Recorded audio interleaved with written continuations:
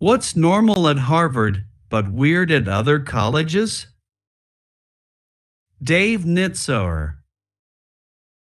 You enter Harvard after having graduated at the top or very near the top of your high school class. You were probably one of the all-around, good students, socially active, involved in your local community.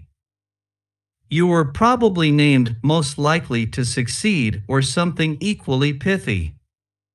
Academically and in general, you were near the top of the pyramid, the 98th percentile or higher. You got amazing scores on the SATs. You won awards for this or that during graduation. Then you get to Harvard, and you're average. If you're lucky. Everybody else is so much smarter than you.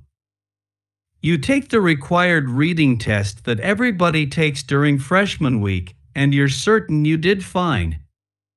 Oops, no, you didn't do fine. Nobody did fine. Everybody is required to take remedial reading and expository writing. I am completely serious. In my class, we read Lolita, and what that has to do with expository writing escapes me to this day. There is a myth that you have to demonstrate the ability to swim 100 yards in the pool, because the Widener Memorial Library, the second or third largest library system in the world, was built to memorialize Harry Elkins Widener, who went down with the Titanic. The myth turns out to be true. You have to make an appointment with the pool people and prove that you can do 4 laps without drowning. It's kind of silly, because the pool is heated to 80 degrees and brightly lit with 2 or 3 lifeguards standing around, and you're in a normal swimsuit, whereas Harry Widener's water was below freezing in the middle of the night, and he was fully clothed and wearing a lifebelt, surrounded by 1,000 other panicked people thrashing about in the North Atlantic. It's not quite the same thing. By the end of your second week, you are convinced that Harvard made a terrible mistake when they admitted you. You must have been a fluke. Your roommate speaks 3 foreign languages fluently. He's been to Khartoum, lovely place, he says. You attend your music theory class and find someone named Yo-Yo Ma sitting next to you who asks if he can borrow a pencil. You have no idea who he is. Another guy in your class is kind of goofy and has weird ideas. He will go on to become a world-renowned director and producer of opera, a wunderkind.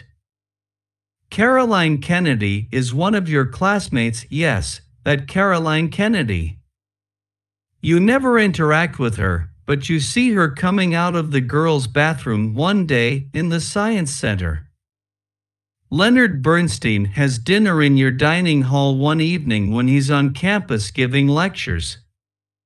He does not want to talk about music, he wants to talk about international politics. This is disappointing as it seems to defeat the purpose somewhat. He certainly enjoys his wine.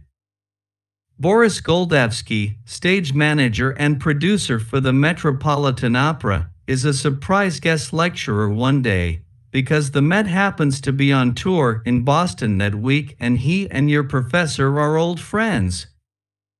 One morning on your way to psychology class, you catch sight of B.F. Skinner crossing the street against the light.